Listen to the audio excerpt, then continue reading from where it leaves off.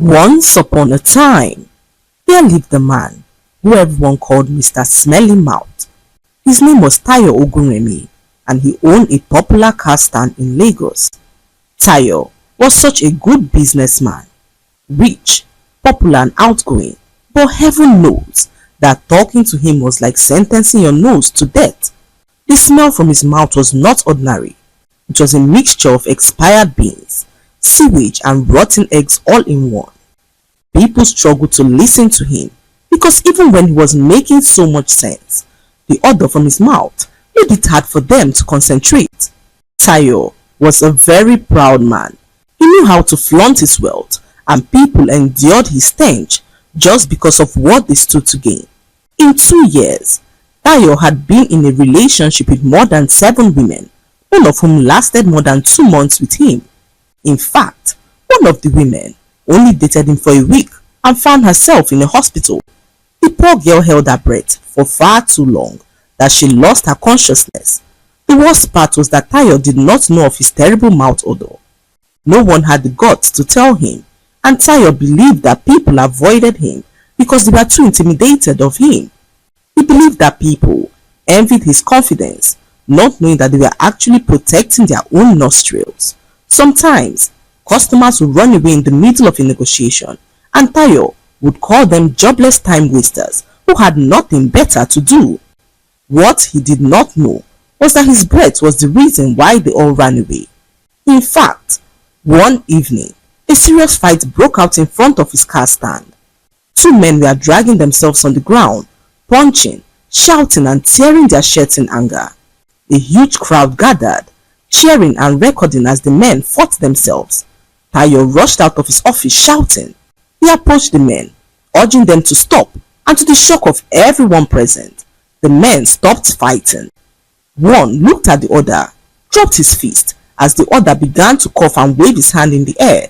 Before anyone could blink, the 2 men left the scene peacefully as the entire crowd stood there in shock. Someone whispered from the crowd saying, "Wait oh, did this man's mouth odor just end the fight?" Everyone burst in laughter as Tayo returned to his office, chest out, proud of his leadership skills. What he did not know was that it wasn't his authority that stopped the fight. It was his mouth that did what no one else could do. One afternoon, a popular politician approached his car stand to buy some cars. Tayo, as usual, came out smiling as he exchanged greetings with him. "Good afternoon, sir," he shouted happily as he stretched forth his hand to shake the man. The politician smiled politely and informed Tayo that he wanted to buy 10 exotic cars. Tayo, too excited, began to speak, and within seconds, the man's smile disappeared. His face changed as he coughed and stepped back, unable to withstand the foul smell. The man whispered to his assistant to take over the negotiation, but Tayo, oblivious to what was happening, leaned in to offer him a good discount when the man shouted that he did not need any discount. "Just give me 10 cars," he said as he told his assistant to remain and discuss the details with Tayo. Tayo opened his eyes in shock to see how quickly he closed the deal. He called himself the smartest marketer, not knowing that the politician did what he did to survive. Tayo continued to live his life, oblivious to the fact that his mouth smelled so bad. One day, a beautiful woman named Cynthia came to the car stand to meet with him. Cynthia was tall, light-skinned and had extremely long lashes. She wasn't there to buy a car.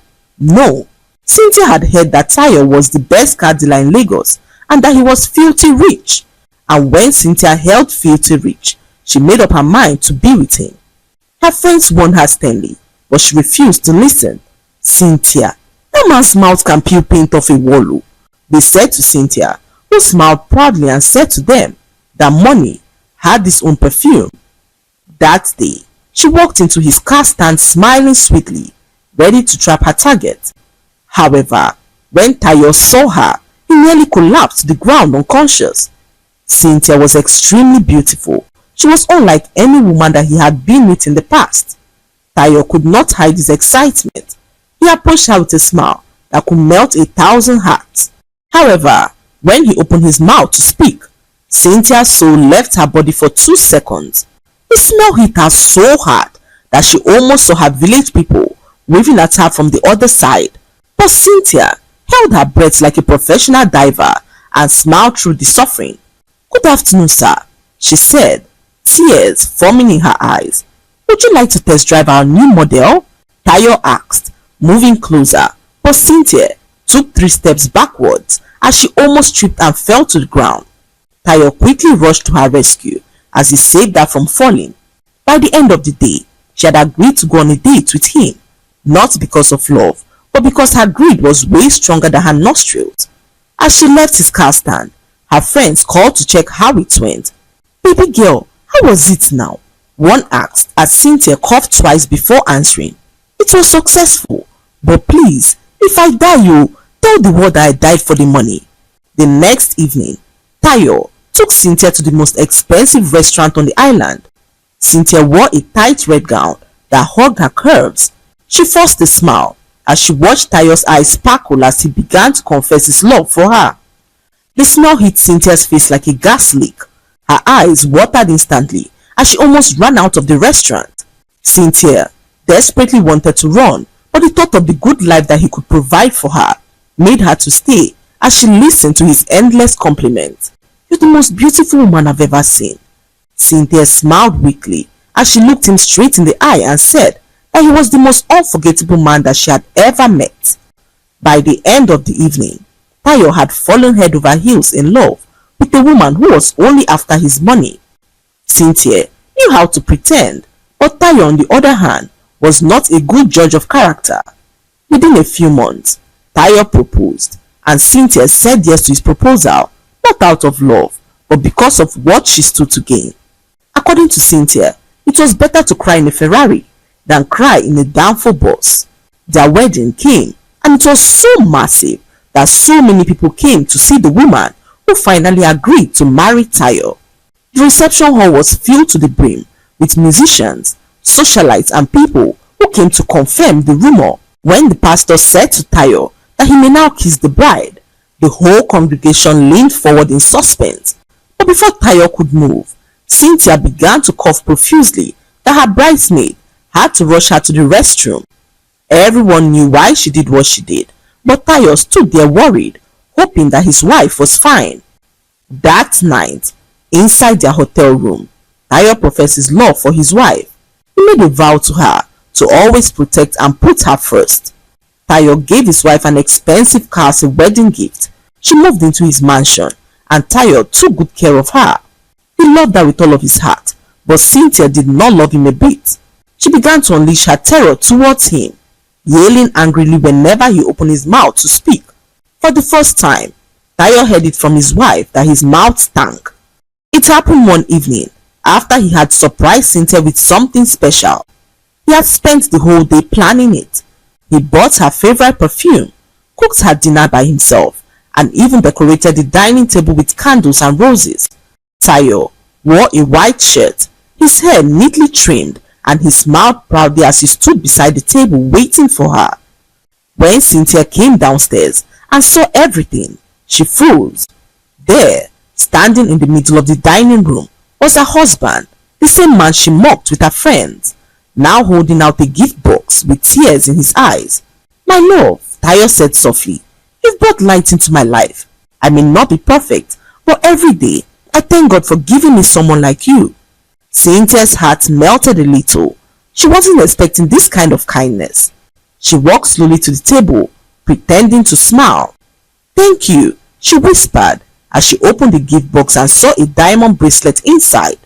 "You deserve the world," Tayo said, his eyes glowing with love. Then he leaned forward to hug her. That was the moment it happened.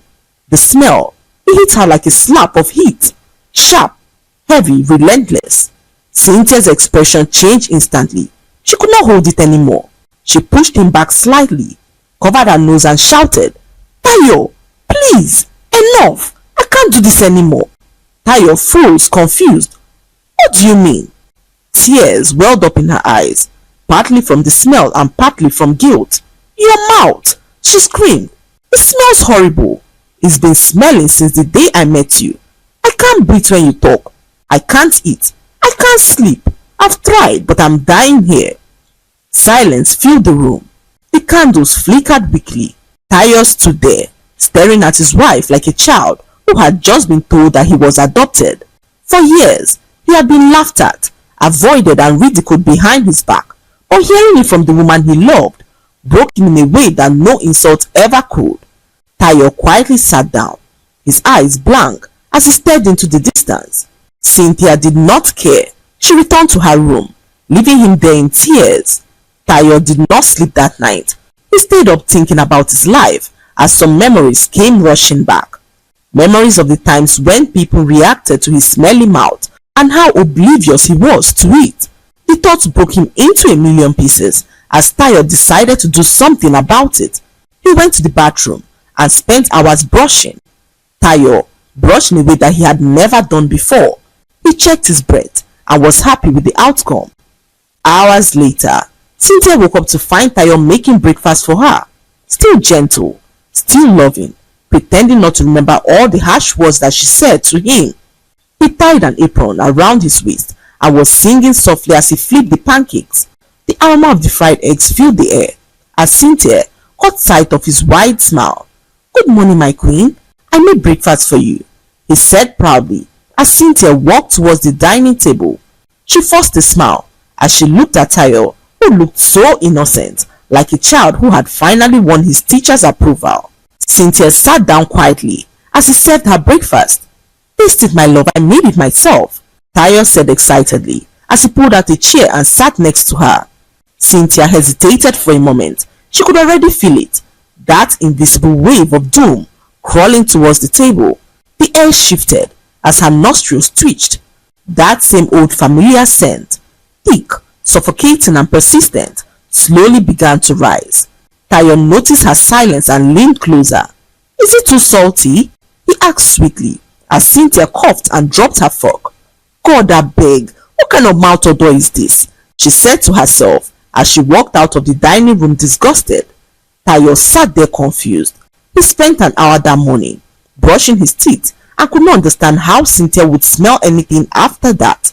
He smelt his breath but couldn't perceive any foul odor in his mouth. Tayo sat in silence, his heart heavy as he wondered if God had personally decided to make his mouth a weapon of mass destruction. That evening, when Cynthia returned to the living room, she found Tayo sitting on the floor, surrounded by different kinds of toothpaste and mouthwash bottles. "What's all this?" she asked coldly as Tayo looked up with red eyes. "I just want to be free," he whispered. "Tell me what else I can do." Cynthia sighed, shaking her head. "You've done enough," she said dismissively and walked away. But Tayo was not done. The next morning, Tayo drove to the hospital. He met 3 different doctors that day and explained everything, begging for help. The doctors ran tests, examined his teeth, gum and throat. Hours later, one of them came out with a puzzled expression. "Mr. Oguremi," the doctor began carefully, "we found nothing wrong with you." Tayo blinked, confused. "Nothing wrong?" "Yes, your oral hygiene is perfect. No infection, no decay. Your breath is completely normal." Tayo looked shocked. "Normal? Doctor, if my breath is normal, then why does my mouth stink?" he asked the doctor, who had no medical explanation for it. Tayo returned home confused. His wife Cynthia avoided him like a plague, as all she did was text him her demands. She moved into a separate room and even bought a special set of cutleries for herself. Tayo became so withdrawn and quiet around people. The once proud man, who loved to show off to the world, retreated to his office and barely spoke to customers directly. His assistant did all the talking, as all he did was approve the sales. Tayo, who once filled rooms with laughter and loud conversations, had now become a shadow of himself. He barely smiled anymore. He barely spoke. He just sat quietly behind his desk, staring into space. A wealthy man whose confidence had been silenced by shame and confusion. At night, when Cynthia slept in her separate room, Tayo would sit alone in the living room, brushing his teeth over and over again until his gums bled. Sometimes he would whisper to himself, "God, if this is a punishment, please let me know what I did." But no answer came. One Sunday morning, While sitting alone at the car stand, one of his old friends, Kunle, came to visit. Tayo poured out his frustration to him, asking why Kunle never told him about his mouth odor, and Kunle told him that he did not know how to say it. "I thought you even knew," he said to Tayo, who narrated all he had done to get rid of it, but still, the odor had refused to go. Kunle listened to him painfully and suggested that he consult a powerful seer who people claim to be so powerful. Kunle narrated how the seer had helped so many people that he knew. He assured Tayo that his problem would be a thing of the past once he pays the seer a visit, and Tayo made up his mind to go. By morning, he set out to the remote town of Igodo, where the seer lived. Tayo drove for a few hours but was unable to locate her address. He stopped by the roadside to ask for directions when suddenly a huge truck ran into his car by the side of the road. Tayo was rushed to the hospital as the doctors did everything possible to save his life. His wife, Cynthia, was notified of the accident. Instead of rushing to his side, she remained home, hoping that he never returns. Tayo lay unconscious in the hospital for weeks. His body was bruised and his once perfect smile was now swollen from the impact. But when he finally opened his eyes, the first words that came out of his mouth shocked the nurse beside him. "Take it off," he said repeatedly as he pointed at a ring he wore on one of his fingers. Tayo struggled weakly, his voice hoarse. "Take it off, please. Take it off now." The nurse glanced at his hand, a thick gold ring with a strange black stone, glinting faintly under the light. The ring looked old, but yet perfectly polished. She tried to pull it off, but it refused to come off at first try. The nurse tried again, and after what felt like forever, the ring slid off his finger. Tayo fainted again and woke up hours later to realize that the terrible smell had gone. What he did not know was that the ring was responsible for the smell. Tayo's father years ago made the ring to improve in his business. The ring was no ordinary ring, as he gave wealth, but in return took away something so dear to the wearer. Tayo's father, though successful, never knew peace in his lifetime. He suffered from one sickness to the other until he finally died a painful death. His son Tayo, oblivious to what his father had done, took the ring as a reminder of him, not knowing that doing so was the beginning of his own nightmare. Tayo never took off the ring. He wore it every single day, in the shower, in bed, even while eating, because he believed that the ring brought him luck. But unknown to him, the ring carried a dark covenant that bound its wearer to wealth through a curse. After the accident, whilst Tayo was unconscious, he had a dream where his father appeared to him to warn him about the ring. Tayo stood in complete shock as his father narrated how he got the ring and how the ring led to his untimely death. Tayo could not believe his ears.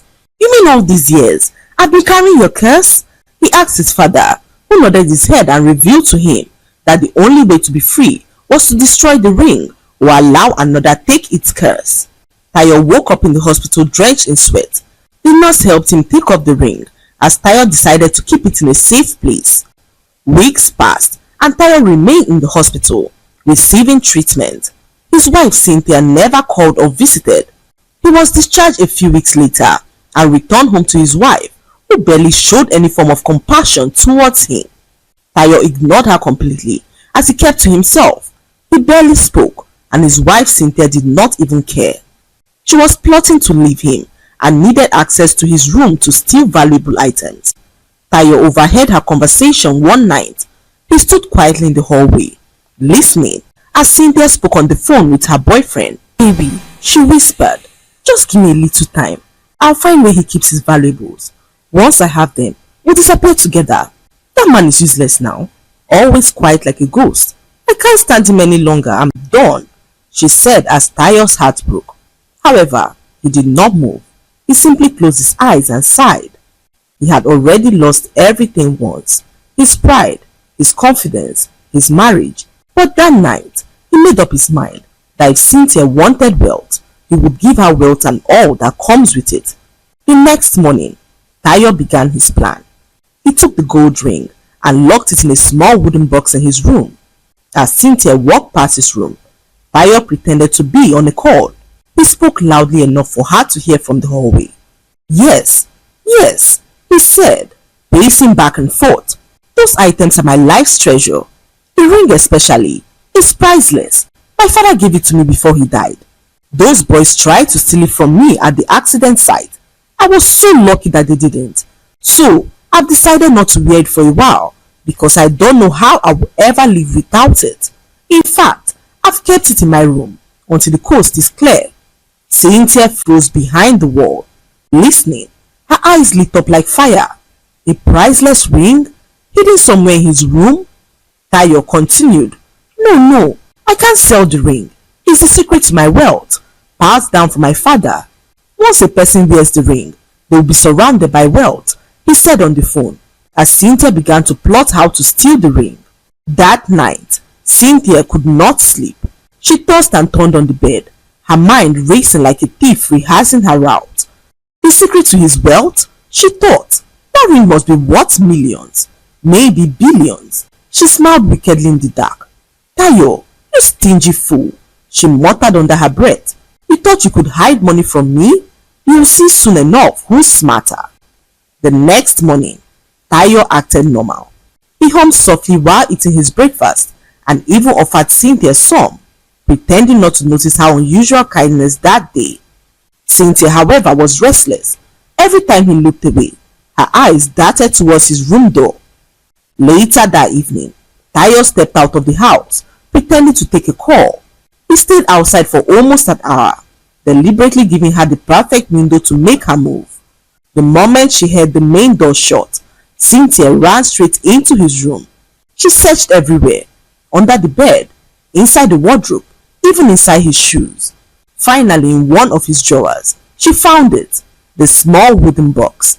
Her hands trembled as she opened it. Inside lay a golden ring with a black stone that gleamed faintly even in the dim light. Beside it were wads of dollars, diamond cufflinks, and a few pieces of gold jewelry. Cynthia gasped. So it's true, she whispered. This is where his power comes from. She quickly packed everything into her designer handbag, grinning like a cat. Just then, her phone buzzed. It was her boyfriend, who was parked outside her street. Baby, are you ready? He asked as Cynthia told him to meet her by the gate in 10 minutes. I've got everything, she said excitedly as she packed her bags ready to abscond. At exactly 10:30 p.m., Cynthia crept out of the house with her bag clutched tightly. She met her boyfriend outside and they both hurried into his car.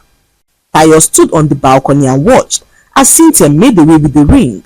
He smiled, knowing what was to come. However, what he did not know was the kind of curse that the ring would unleash upon her. Tayo lived his life happy to be free from the curse, whilst his wife Cynthia traveled to a faraway city with her boyfriend. She decided to wear the ring, hoping to be as wealthy as Tayo, but instead of riches, she ran mad on the spot.